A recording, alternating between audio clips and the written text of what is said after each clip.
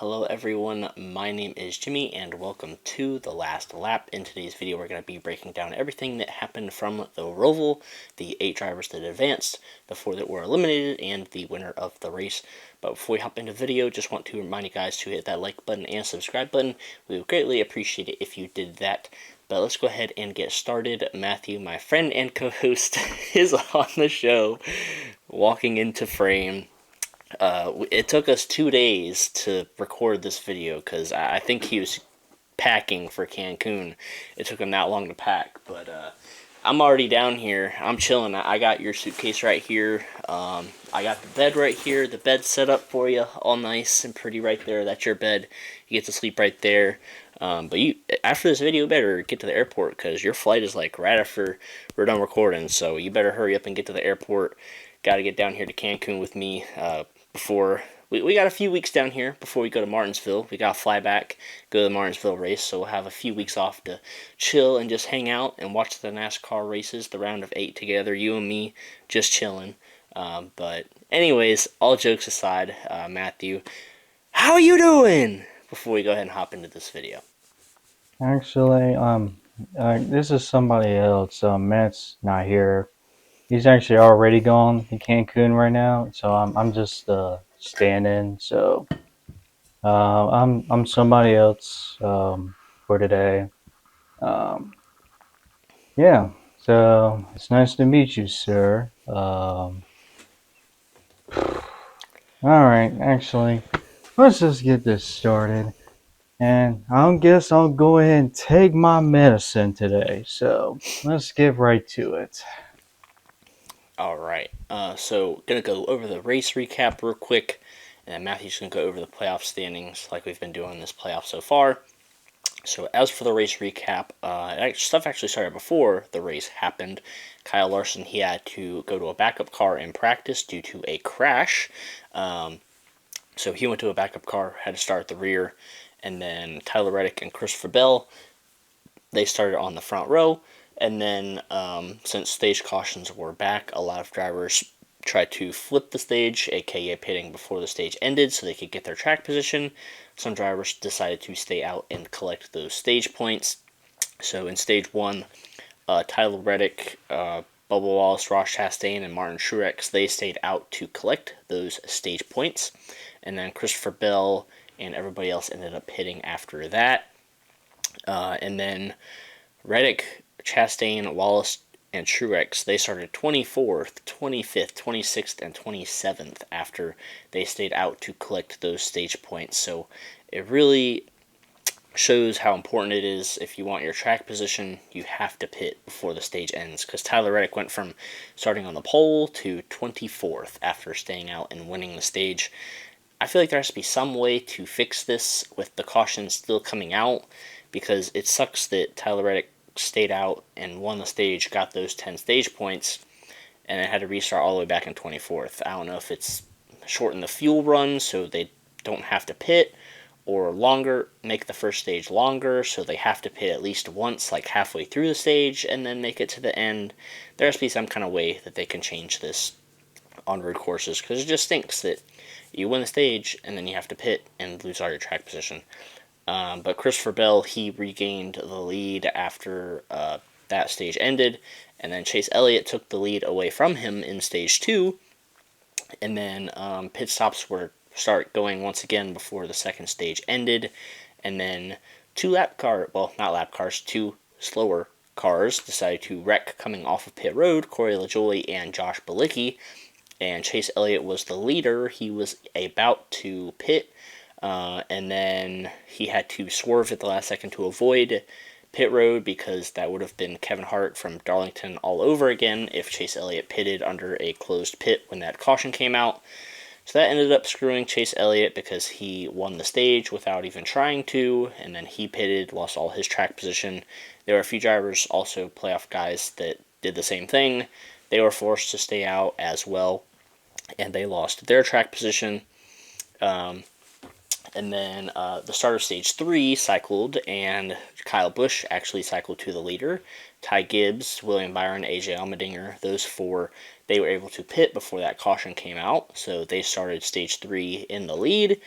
And honestly, for all of stage 3, it was Kyle Busch, Ty Gibbs, AJ Allmendinger, and William Byron at the front. Those four really did not change the entire stage, which is crazy. It just shows how track position is so important and how much improvement this next gen car needs, because like Chase Elliott, he eventually got up to the top 10. Tyler Reddick eventually got up to the top 10, but they just could not get all the way to the front of the field. But yeah, it was a battle between those four for most of the stage, and I'm just going to rattle off a bunch of different cautions that came out.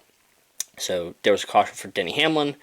He spun out in the final corner, and he got hit by Mike Rockenfeller, and that ended Denny Hamlin's day, but he was locked in on points. He was good. There was a big crash in turn 2. Eric Jones spun, and Michael McDowell slammed into him. That ended pretty much both of their days. Andy Lally, he wrecked in turn 1, and then he had to park his car on pit road exit. That brought out a caution. Bubba Wallace, he got spun by Austin Cindric, who got hit by Daniel Suarez. That was going into the backstretch chicane. There was no caution for that, but that pretty much ended Bubba Wallace's day, unfortunately. And then there was caution for Christopher Bell. He punted Daniel Suarez into the wall as they were coming back up onto the NASCAR oval into turns 1 and 2. And not the best move by Christopher Bell, in my opinion, because Christopher Bell is still in the playoffs. Daniel Suarez is not. Suarez might remember that come this next round, specifically at Martinsville maybe, and payback might happen, might or might not happen. So not the best move for Christopher Bell right there, but that brought out a caution.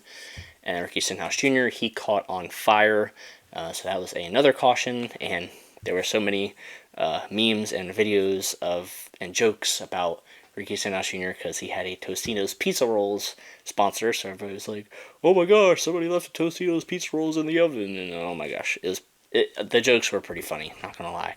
But that was the final caution, which set up a restart with 10 laps to go. And for most of these restarts, it was AJ Allmendinger and Ty Gibbs on the front row. But this time it was AJ Allmendinger and Kyle Busch on the front row. And Allmendinger was on the outside, Kyle Busch was on the inside.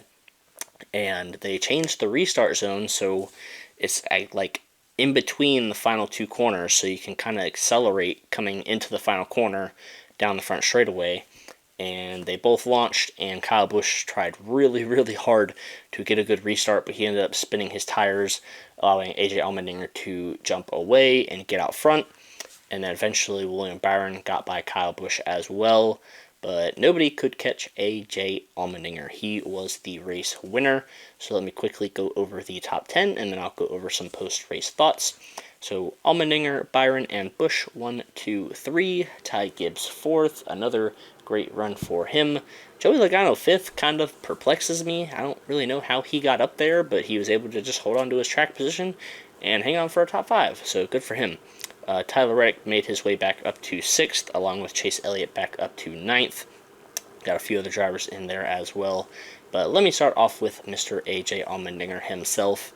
It's about time this colleague team showed up on the road courses, because this year, some tracks they've been good at, some tracks they haven't, but most of the road courses, Colleague has been nowhere to be found.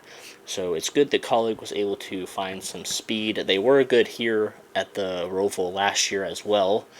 Flashbacks, unfortunately, of him pretty much wiping Chase Elliott out, but anyways, they did have speed here last year, so it was good that they brought speed to the Roval again.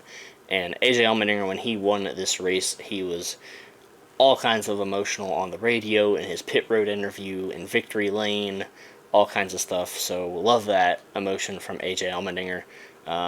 You could tell that he really isn't sure what he's going to be doing next year. He's sure it's going to be with Colleague Racing, but based on the rumors the past few days, it looks like he might be going Xfinity Racing again. When he really, I guess he wants to do Cup some more. So I guess it was kind of like a bittersweet moment for AJ, thinking this might be his last Cup win. And you could definitely tell on his face that he was just very thankful for the opportunity and the relationship that he has with Colleague Racing. So very happy for AJ Allmendinger getting that win. Track position, again, like I said, was very important. If you stayed out to sacrifice those stage points for track position, you were probably going to be stuck back there and have to do it twice, because some drivers did it for stage 1 and stage 2, and they were just like, we're just going to get stage points, and whatever happens happens. They're out the rest of the race. And then Martin Truex Jr., once again, he has yet to finish inside the top 15 in the playoffs. He finished 20th again today, but he still found his way to advance to the round of 8. He had to miss like 3 of those cautions I missed earlier. He missed the one.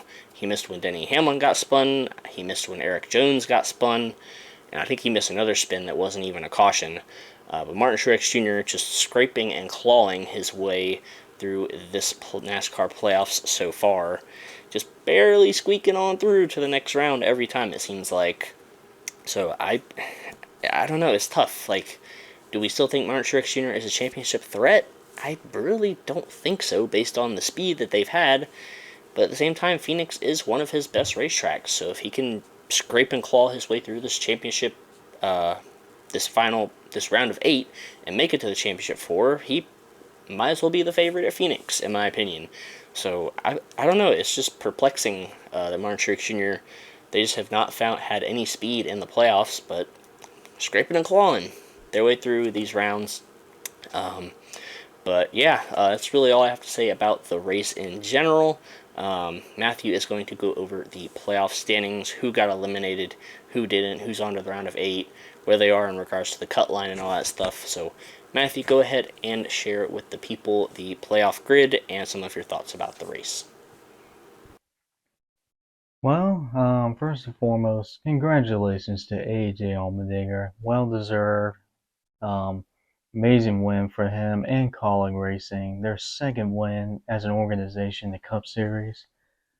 Colin Racing, their future is a little bit weird because they signed the most mid driver in the Xfinity Series to go to Cup.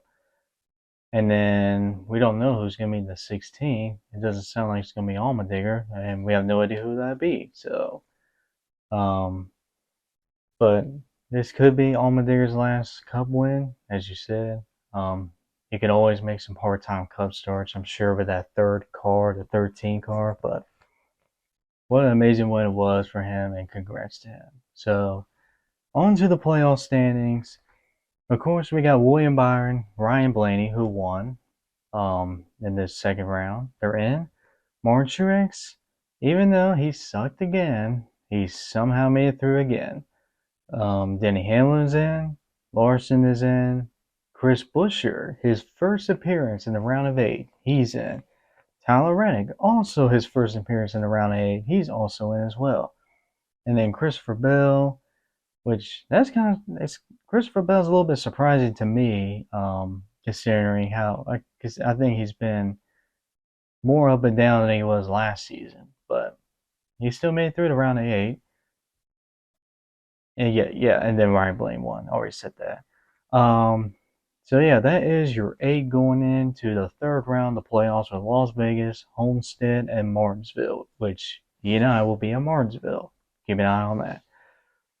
Now, to the 4 that got eliminated. First and foremost, we'll start off with Brad Keselowski.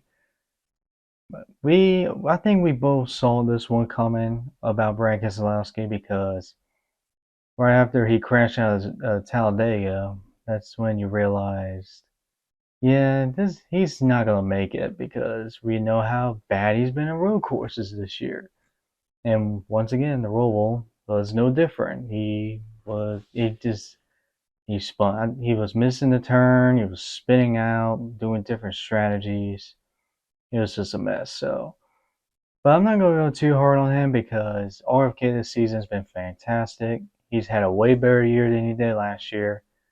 So it's still a great year for Brad Keselowski. So good for him. Um, the second one eliminated, Ross Chastain. Uh, he did surprise me by getting through making it through the first round. And then, of course, he had issues at Talladega, which that pretty much cost him a spot in the round of 8. And yeah, I think he also had some issues as well. and he was doing a different strategy, so he's out. Bubba Wallace, who is also out of the second round, which, I mean, to be honest, I mean, we know how he's not good at road courses, but he's still impressed at the Roval, qualifying in the top five, getting stage points, but unfortunately, late in the race, he got taken out pretty much and didn't really recover from that. And this was still a very great year for Bubba Wallace, who but this was his first time in the playoffs. He made it through the first round, and I mean there were some parts that of the race in the Roval that he looked like he could have pointed his way in, but unfortunately ends for him. But it's still been a great season for Bubba Wallace. And last and foremost, of course, Kyle Busch. Unfortunately, um, I mean, Texas was pretty much the one that hurt him the most. But then he backed it up at Talladega, which that wasn't good either. So it was pretty much win or bust. And I mean, I'm not really mad about it or salty about it. It wasn't like he got robbed or something happened in the Roval that cost him the win of the playoffs.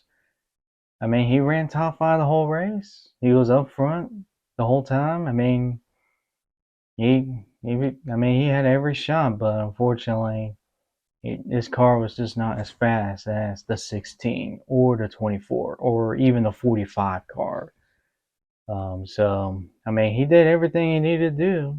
It's just he just didn't have the best car that day. So well, so that second round exit, but it has still been a great season.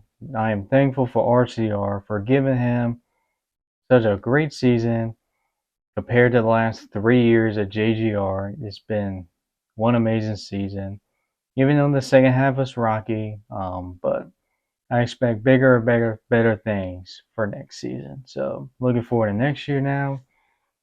And so yeah, that is the playoff standings heading to the round of eight. As far as my Phoenix picks, after what I've seen so far, I still got William Byron, Denny Hamlin, Kyle Larson as my three main ones. As long as one of them does not have a big issue during the playoffs, which could happen. We've seen crazier things happen before, Kevin Harvick.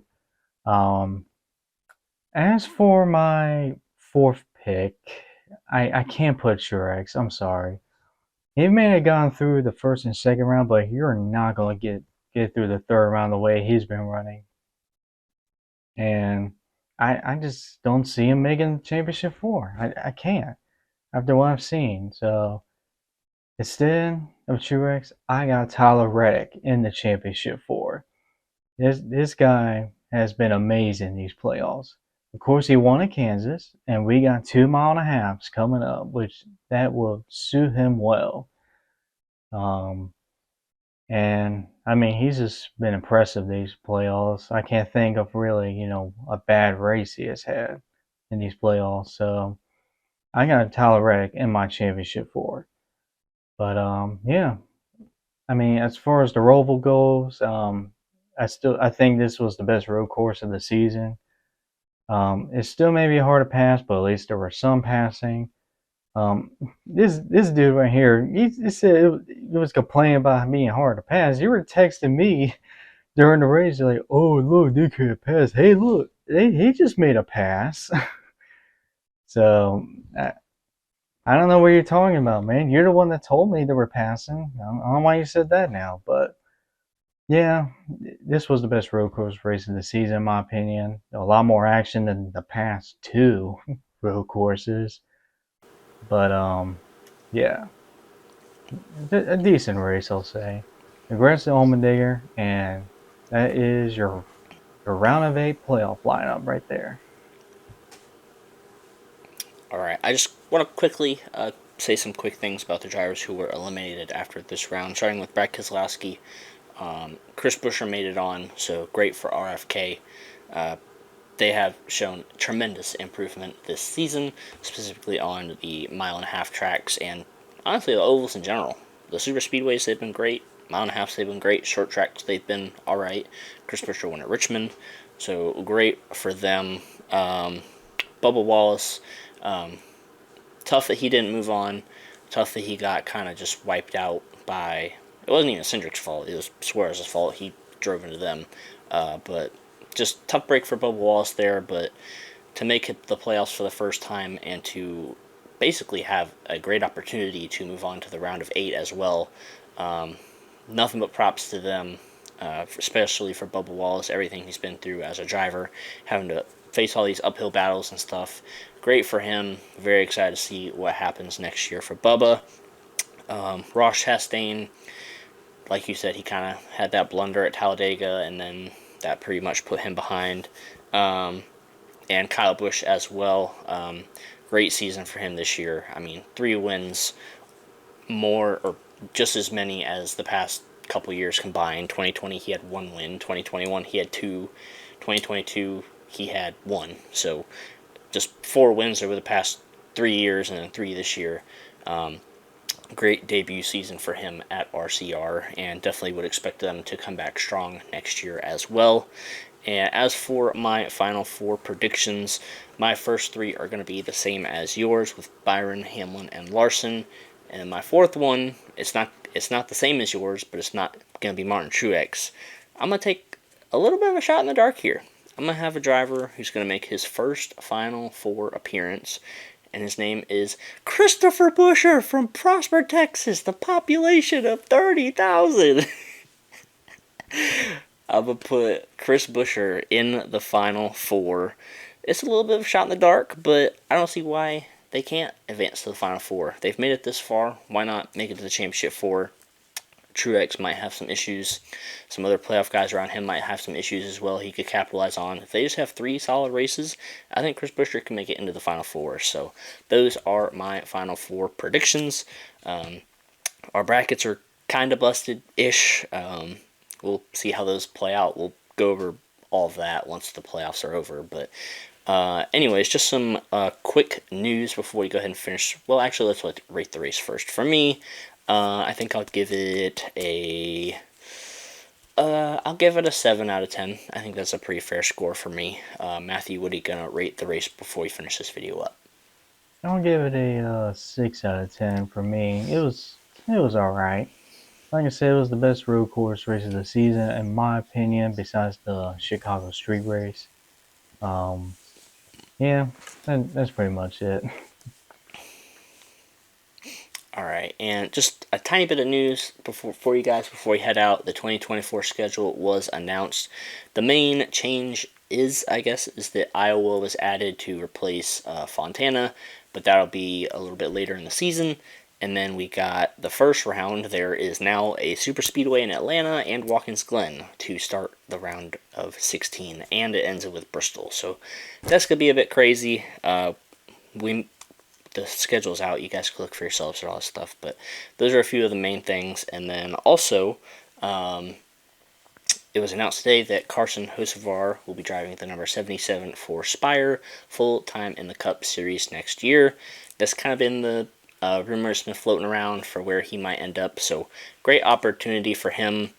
I'm a little bit nervous about him being at Spire. I know they have acquired the 3rd charter as well, and they just have not really shown that much speed, but hopefully Hocevar can bring a little bit to that team, just because we've seen what he's done in the 7 car when he drove for them at Gateway, and then we've seen what he's done in the 42 car as well since he's filled in for Noah Gragson, and he's done really well. He was running top 5 at Bristol in the 42 car. So very excited to see what Carson Hocevar does next year in the Cup Series. But Matthew, what do you have to say about some of that news before we can finish up? Well, as far as the schedule goes, I don't have much to say, but the first 2 races of the season being super speedways, I think that's an absolute amazing move as a business on the business side of things, because those TV ratings, I think they're going to be up compared to normal with having 2 back-to-back super speedways. So I think that's actually a brilliant idea TV wise. And I guess we'll see which races will go next year. We got some tracks in mind, but I guess we'll see. And as for Hocevar, I'm happy for him. If he would have told me at the beginning of the year Carson Hocevar should go to the Cup Series, I'd be like, absolutely not. No. But with him making the starts with Legacy Motor Club, he has shown me and has shown everyone else that he is ready for the Cup Series. Of course, there's still concern about him, making some dumb decisions. There's still a bit of concern there, but I mean, talent wise, he's bringing the same car that Noah Gragson was driving this year into the top 10 and the top 5, mainly at Bristol, which if that was Noah Gragson, I don't think that would have happened. That's just me. But I mean, if Carson Hocevar is able to bring that car around, make that car competitive, then I think he can make that 77 car competitive. I mean, let's just be honest. I mean, it's already an upgrade compared to who's already in that ride right now. So it's already a huge upgrade. So I'm congrats to Hocevar, and I'll be looking forward to see how he does next year full time. Alright, that is going to go ahead and wrap it up for this video. Las Vegas, the round of 8 is about to begin this week. Who punches their ticket first to the Championship 4? We will find out. You guys will too in our next video. Make sure you guys are subscribed so you don't miss any more NASCAR content. But until the next time, we will see you guys in our next video.